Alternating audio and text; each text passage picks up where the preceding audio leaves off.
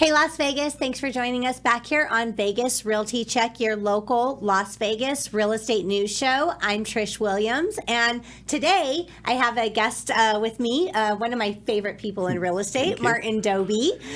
Martin's with Keller Williams, the Marketplace. Martin, go ahead and tell the guest a little bit about you.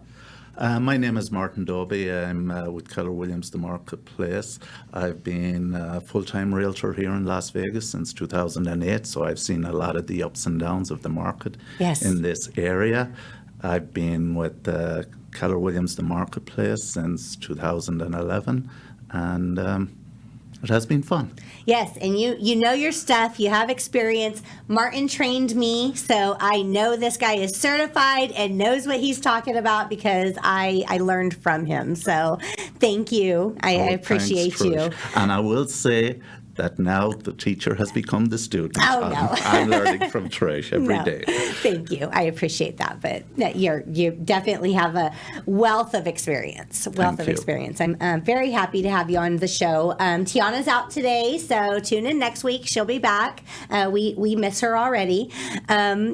So on today's show, we're going to be talking about things that are causing cancellations.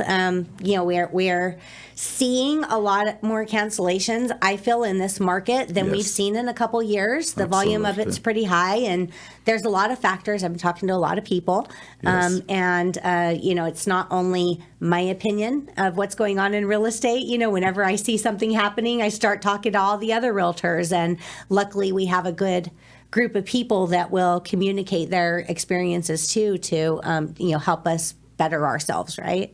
Absolutely. We see it when we talk anecdotally with other agents, but also when we look at the statistics and the data.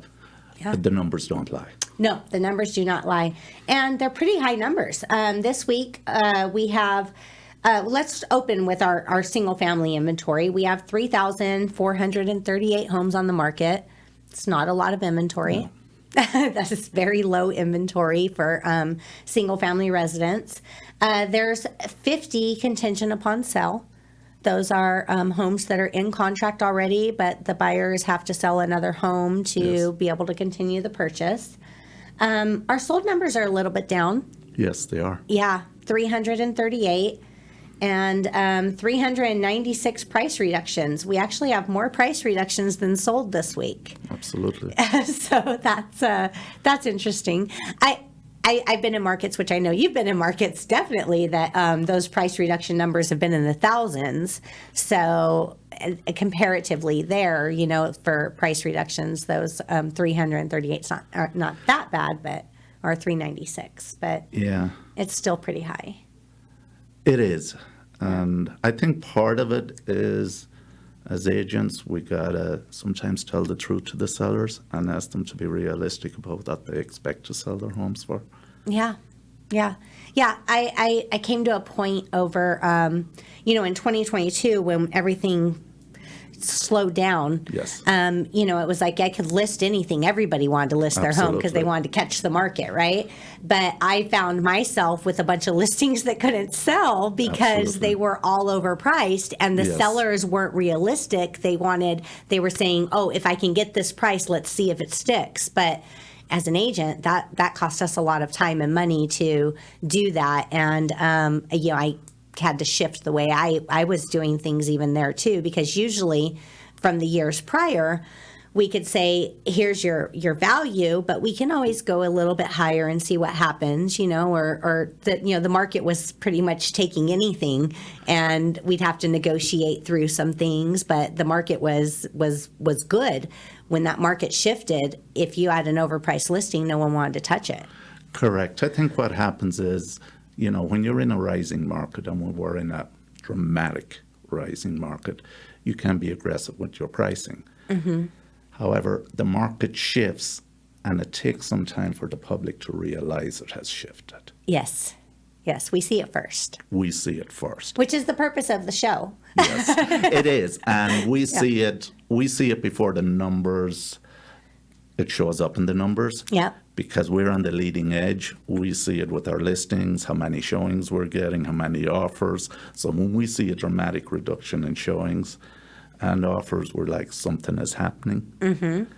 but it takes, like an escrow can be 30 to 45 days. Yeah. So it takes that length of time before it shows up in the statistics. And 30 to 45 days is the length of an escrow on average. And then we usually have another 30 days to get the data. Correct.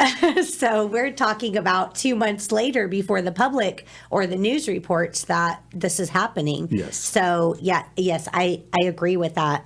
Again, the purpose of the show is because of that, because the news reports and everything that come out are late. Yeah. I want to report real time what's happening every week. Yes, our statistics are a lagging indicator. Yeah, absolutely.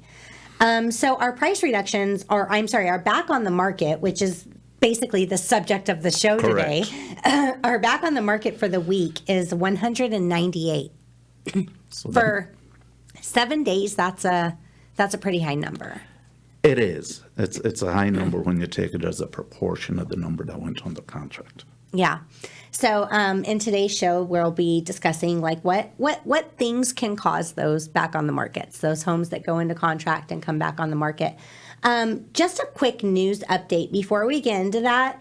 There's, our MLS has updated some things Yes. In regards to square footage Yes. and rooms. What qualifies as a bedroom, which is a very common question, right? Absolutely. I had an appraisal recently that I'm challenging, but they were comparing a home to another model match that was the other model match was a 3-bedroom, so they had dinged our listing lower because it was a 2-bedroom, but they Yes. were the same square footage, but the 3rd bedroom was actually a garage.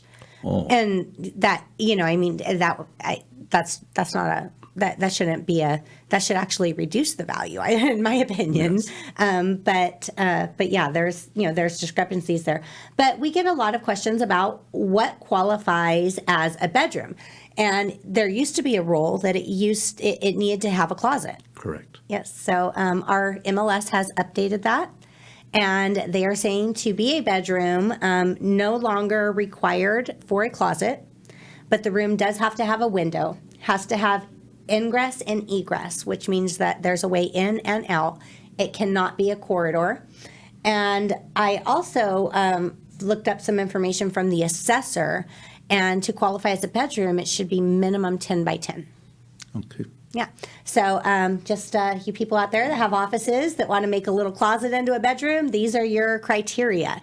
And if your tax record shows a 2-bedroom and you have a 3-bedroom, it's not the population from the MLS is going to show as whatever tax records reflects. You have to get permits to make that a bedroom or update your information with the tax record, unless. And the MLS is saying if an appraiser comes out there and verifies that the room count and the square footage of the property and it's different than the tax record, it will go on record to update. But you have to have an appraisal verifying it. Very good. Yeah. So there's some MLS news. It's changing a lot. Yeah. So we have to keep updating. Yeah. So as we were talking on the show, before the show this morning, we were Yes. saying that a lot of the escrow fallouts are due to lenders. So let's talk a little bit about this. I touched on this last week on the show because I was seeing this a lot too. So very intrigued that you're coming into the same problem. And I think it's very common in this market right now. It is. I think it's lack of communication between some lenders and their clients. Yeah. And I think the background behind it is we're getting a lot of volatility in interest rates. Yeah. So typically a buyer, when they're thinking about buying a house, will go to a lender and they will to get pre-approved, give them their information, and the lender will tell them how much home they can afford and what their payment is likely to be based on the rate of the day. Mm-hmm. And then we go looking for houses, which may take a couple of weeks, may take a month. Right. And in the buyer's mind, they're making a decision based on the information they got from the lender a month, 2 weeks prior, a month prior. Yeah. That can have changed. Yeah. Yeah. That can change. And there's situations you mentioned, and I've been in situations like this too, where the buyers are reaching out to us and saying, "What's my payment going to be?" Yes. And we're the realtors. We're not doing the there may be some realtors that will dabble in the loan process, but I prefer to stay in my lane and do what I am qualified and licensed to do, and the lenders I will always hope will do what they're qualified and licensed to do. Well, I think we have to stay in our lane because they're asking us a question. We're not licensed to do it. We're supposed to stay within our area of expertise. Yes. And we don't have all the information. Right. We don't get into their personal financial situation. We depend on the lender to do that. Yes, absolutely. So we shouldn't be giving them that information, or, as I say, we're not licensed to do it, and we don't have enough information. Yes, I agree with that. I mean, even when I purchase homes myself, I have to go to a lender and have them do it. I can't do that myself. I can't do that spot myself, and I don't feel qualified or even comfortable trying to give that information to clients because it could get us in trouble, and we want to stay out of trouble. Yes, and we're just not the right people to do it. That's the lender. That's their job. Yeah, absolutely. And so one of the problems is at the time that we go into contract, some of the buyers there's sometimes lenders are quoting payments or rates, and those include buy-down amounts, which substantially increase their closing cost. Yes. But they're not explaining this to the client up front. And Nevada law, within 3 days of contract, you have to get your loan disclosures that have a disclosure of all your fees and where they are. And there's times where this is the first time buyers are notified of these fees and cost and everything, and that's a shocker. It can be. And I've had situations on my listings where we've gone under contract, and right in that timeline, 2-3 days later, I'm getting the phone call, we're canceling. Yeah, we don't want to move forward. Out. Yeah. And the reason usually is that they went to do their loan application and they found out, it's going to be more expensive than they thought. It was different because they got the loan approval 2 weeks, a month prior, and things have changed. And they're not comfortable with it. Yep.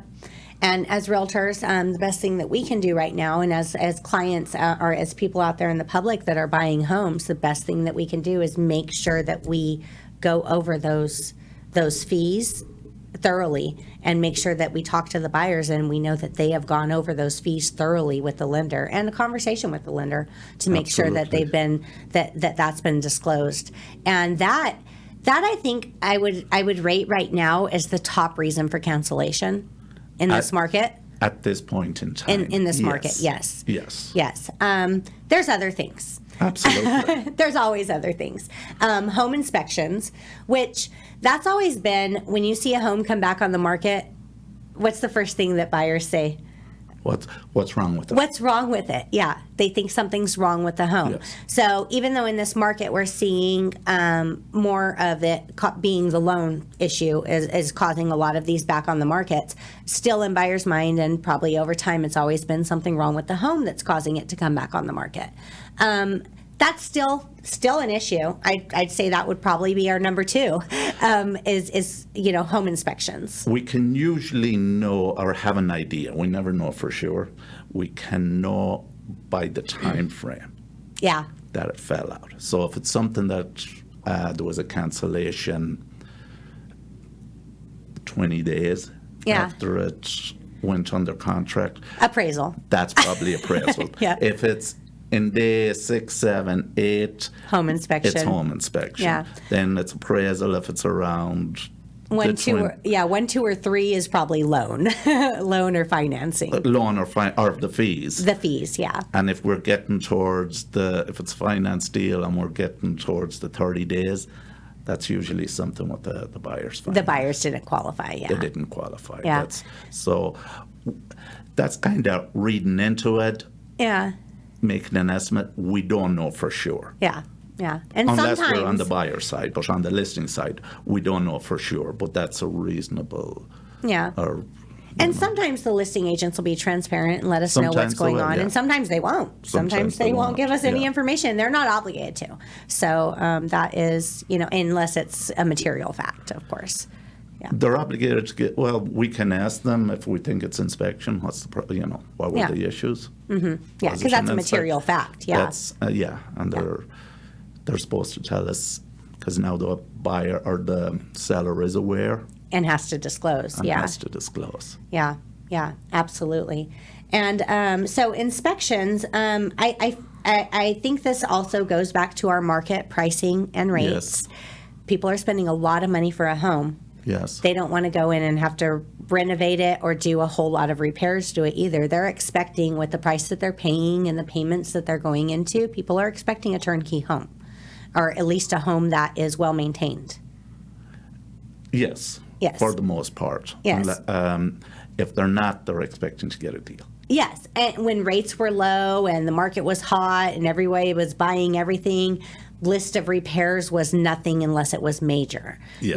But in this market, we're even seeing those small list of repairs being a concern for buyers. Absolutely. Because they're spending a lot of money. Their payment is high. Their payment is very high. So that is a factor. So sellers, when you're putting your home on the market, make sure it's maintained. Go through it. Go hire someone to come. Take a look through it. I don't. I'm going to say this because there was a long period of time. It was always recommended, and I thought it was a good idea of getting a home inspection before listing. And I've heard pros and cons about that. But one of the issues with that is, and I'm sure you've experienced this as well as I have, I've had some listings that have had 3 to 4 different home inspections, just various reasons, back on the market, new buyer, new inspector, whatever, and they all come out completely different. Absolutely. So that's not a fail-safe for sellers. No. And it actually can end up costing you more money because it's almost like an opinion, I think if you go through any house, no matter what it is, you can find stuff to fix. Absolutely. I had a situation a few years ago where a seller had listed a property with a different agent.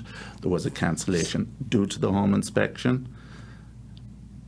The seller went and fixed everything on the inspection. He came to me, I listed the home. So we sold it, we had an inspection. So he was upset when there was a new list. Now the list wasn't as extensive, but he says, I had an inspection, I repaired everything, and now they're coming back with more stuff. Yeah. And though it is recommended that, there's a lot of inspectors that recommend having a pre-listing inspection done, maybe if there's major issues, but I think just going through and doing a maintenance checklist is probably your best bet. And then, be aware if there's a major issue that comes up. There's times that you could live in your house for 20 years and not know that there's an electrical fire hazard happening. It's very common that there's things that you had no idea. And some people are like, oh my gosh, I can't believe I've lived here all this time and didn't know that was an issue. It happens, and it happens more often than we think. Absolutely. And that is, it's just be aware that if there's a major issue, the buyers are likely going to want that remedy. Or sometimes it'll just scare them. It'll scare them into cancellation. But doing a maintenance checklist, maybe hiring a handyman to just come check all the major components. Home warranties. Home warranties are a great idea when listing or before listing. Absolutely. So if something comes up, you have someone to call that can address the issue. It's not going to cover every dime of everything, but it's going to be helpful. Yeah, I've started doing things a little proactive with listings. Because I've had a few experience in the last year. Pretty much every roof, every tile roof in Vegas has some loose tiles, has broken some cracked tiles. Yeah. So I'll typically, if we're listing a property, I'll have a roofer take care of that, because what I have found is when it's called in an inspection, the buyer wants it fixed. Sometimes the roofers are too busy to get there fast enough. So things like that. And sometimes it's like, we see so many inspections and we meet so many inspectors. We're like, that's not really a big deal, the cracked tiles, you go up, they fix them, they repair them, they put like Gorilla Glue, or whatever. I don't know what they do, but they're easily repaired. It's just the hassle of scheduling and getting and hiring and estimates and all that stuff to get it done. But it's just one of those things. You talk about something on the roof and the buyers don't understand, and they get scared. Yeah, they get scared. So they're, as I say, houses it's a big investment, their payment is high, and they get an inspection, and their mind is there's something wrong with the roof. Yeah, absolutely. So we can be proactive, take care of the things, some things up front. Yeah, to try to, we want to try to put together solid contracts. Solid contracts. Solid deals. And even what seem like small details, but it's important not to overlook them. We want that escrow period to be as smooth as possible. Right. So, for instance, as regards the appraisal, we know there should be straps around the water heater. We know there should be smoke detectors. Oh, yeah. It needs to be done. So as agents, we should check. Yeah. If they're not there, let's put them on, because otherwise the appraiser is going to call it out as a condition, and they have to be come fixed. back. They have to pay more money. That costs the buyer more money. Yeah. And it causes delays too. And that before I list a property, I walk through, and that is always on the checklist. Yes. If you don't have straps on that water heater, they're going to require it. Do it now. Don't even wait. Yeah.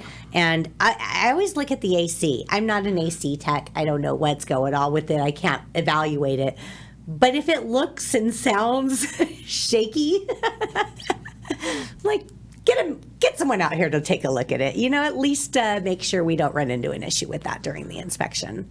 Absolutely, because if I'm representing the buyer, and we go out and we look at a house and they're showing interest in it, I'm going to look at the AC. Absolutely. Every single showing, I can't evaluate it, but I bring the buyers and I say, there's the AC. Yes. What do you think? Exactly. I want them to see it. Yeah. Before we go under contract. Yeah. Rather than them being under contract, and then if it doesn't look so good. Yeah. We don't want surprises. Oh, yeah. You see those ACs, there's bolts popping out of them while they're running. We've seen some bad ones. Or sometimes you'll see them, I think, in condo complexes, and this happened to me a few months ago. I was in a condo complexes, and all the ACs were lined up. There was about 10 ACs. 8 of them were brand new. Oh, and then there's 2 the one were not. still running. And 2, and the one we were looking, this AC is old. So it's kind of, that. That's a good rule of thumb, though, too, is, and I do that when you're, some houses, especially the ones that have roof-mounted ACs, you can stand in the street and look down the block, and you can tell by the color, the age. That's right. The size. The bigger, of the AC. The newer ones are bigger. The era that it was in, right? Yes. And just stand there and look, and it's like new. Oh, this is probably original. And again, that's an indicator. Everybody else on the block just had to replace theirs. This one's probably not going to be lasting too much longer. As I say, we're not AC experts, but common sense would say. Common sense would absolutely. That's a big one. Yeah. Another thing that, and I would say if we were rating like 1, 2, 3, I would say this is 3. This might even be pushing up to 1 or 2, but I'd say 3 because not every agent's doing this. Is there's a lot of agents out there that are writing offers before showing homes. Yes. Yeah. And escrow officer. So, before we did the show, I'm calling people and saying, like, what are you seeing most cancellations or whatnot? And a couple escrow officers said that they're seeing a lot cancel before EMD's deposited. And we know that is because the home was never shown. They were writing offers because we have low inventory, writing offers on a bunch of homes without looking at them. Now, let's clarify here. There are people that buy remotely, and that's how they're buying, they're purchasing, they're serious. But there's also people that are, just putting offers out on homes, and then once they get the offer accepted, they go and take a look at it and then decide if they like it or not. As a listing agent, the only thing that I can do to try to combat that is, track my lockbox activity. When I see an offer come in, if I don't see that agent's shown the property, I'll reach out. Sometimes they use showing assistants. And, I just ask them, when did you show the property? Who showed it for you? Just give me some details because I want to know. And if they're not if they haven't shown the property, or even not even the agent's been in the property, which that happens a lot too. You know, it's like sometimes the agent will go video for the buyer. They're in another state. I get that. Yes. But sometimes no one's been in the property, and I'll advise my sellers. Sellers make the choice of, you know, what they accept and what they don't. But I'll advise my sellers that we have them at least make a visit to the property before we consider their offer. What do you think about that? Absolutely. I always track my lockbox activity if I'm the listing agent, because I'm trying to contact every agent that has shown the property. For feedback. For feedback. Yeah. And it's important to be able, that's the market. The feedback we get from the buyer's agents, we communicate that to the seller. And that's information that they use. Do we leave it at the same price? Do we need to reduce price? You know, this is what's happening. This is what the buyers are saying. Yeah, we can list a property at any price or put any number on anything, but the buyers make the decision of if they want it or not. And it's our, as listing agents, it's our responsibility to see what the market is saying. And the market are the buyers. Yes. That's what the market is. Absolutely. And sometimes there's things that we don't know. Or that we don't realize. I had a listing a few years ago, that beautiful. Gosh, it was beautiful. It looked like people didn't even live there. Like they were living there. I don't know how people live like this, but it was just immaculate. And when I went there, everything's beautiful. Everything's great. I'm thinking that it's going to perform so well. Day 2, we had a lot of showings, no offers. Yes. And, you know, of course, I'm following up for feedback. And I heard 4 people tell me that there was a strong smoke smell, like cigarette smoke smell. And I was like, I don't remember the house smelling like cigarettes at all. Yes. And, you know, that's big deterrent, for buyers. Yes. And I was like, oh, that's, you know, it was shocking to me because I didn't, you know, I thought I would pick up on that. I didn't pick up on that. And I called the sellers, and they said that they had a friend over that was staying with them that was smoking in the garage, and the garage was attached to the house, and, you know, of course it was coming inside. They didn't think anything of it. Yes. But yes, affecting their feedback. So immediately corrected the situation, and, you know, got an offer within a couple days. Absolutely. But that could have went on for the entire time the guest was staying with them without anybody realizing if we hadn't gotten feedback so quickly. Yeah, it's very, very important. Very, very important. So that is a good thing.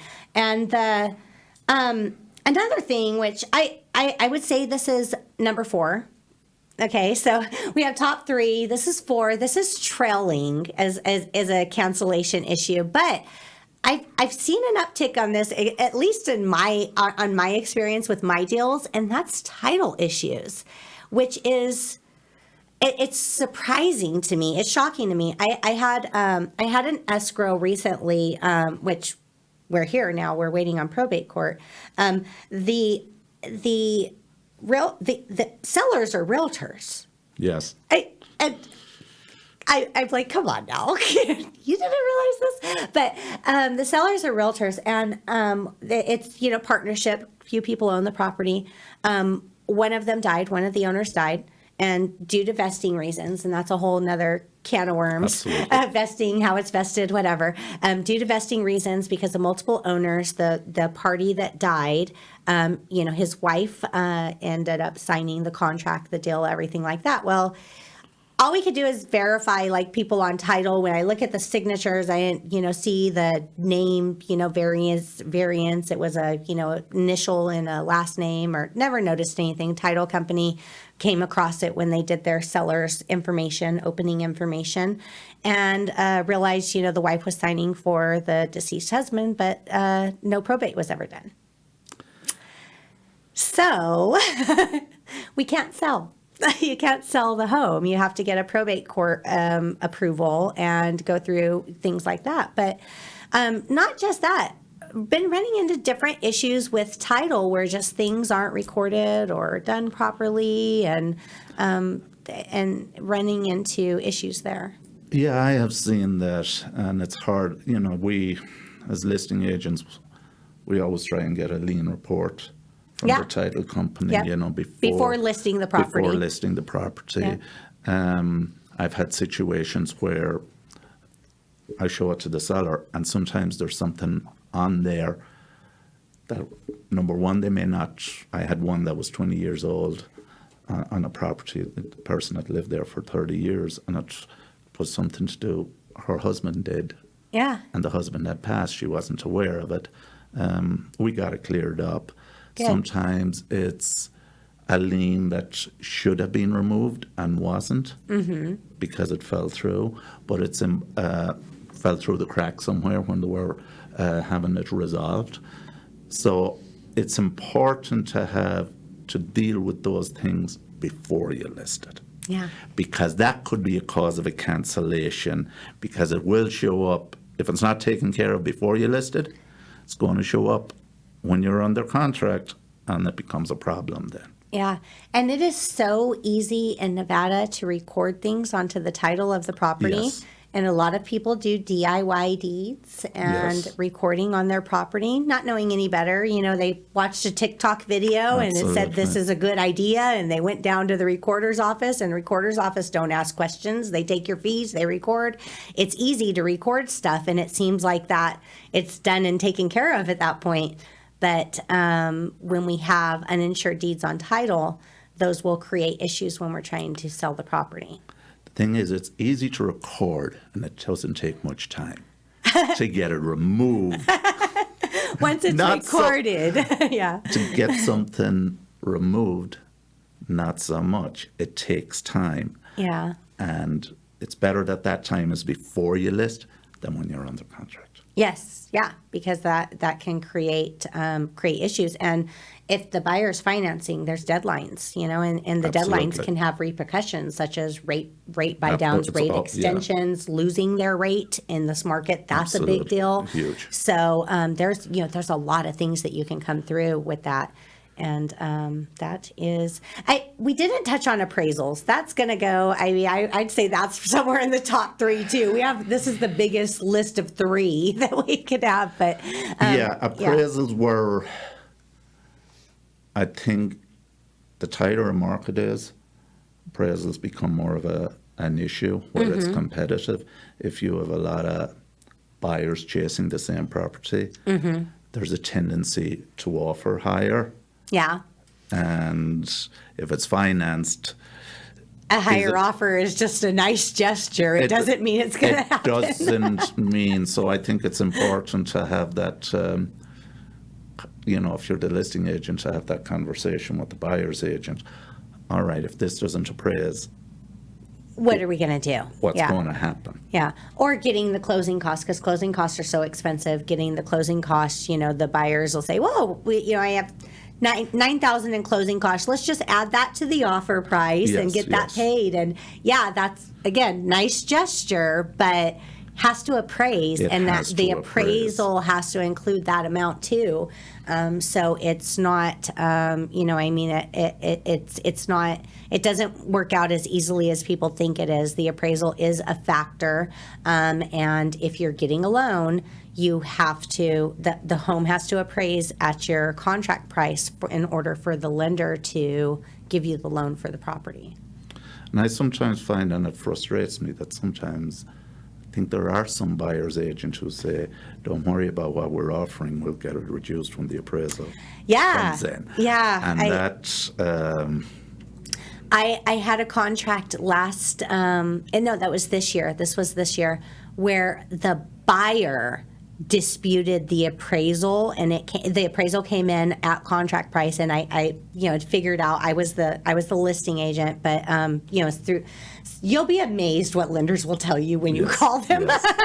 Yes. So I just through investigation and talking to the lender about how this happened, because we had an appraisal come through, everything was good, no conditions, everything's fine, on target for our price. And then a few days later, it got re-reviewed, and I was like, what's going on here? What happened? The buyer was hoping for a low appraisal and opened a dispute on their own appraisal with the lender to try to get the price lowered. And that was tricky. It didn't work out in their favor. And the appraisers are neutral third parties. They're not connected to me. They're not connected to the listing agent, the seller, the lender. They're neutral third parties, and that's for a reason, to make sure that it's fair and neutral. Absolutely. And that was pretty shady, but it didn't work out. But that was, sometimes they do that. They go in hoping they'll offer a higher amount, hoping for a lower appraisal, but the appraisers will do their opinion of value there and go as said. So I had a situation last year where I listed a condo, got multiple offers, and an agent sent me an offer that was way above market. The offer was at $275. I countered. I says, regardless of appraisal. And then they didn't want to go forward. Regardless of appraisal, lowest price acceptable to seller is $265, which was 10 grand lower than their offer. And they says, never mind. They walked. Of course. Yeah.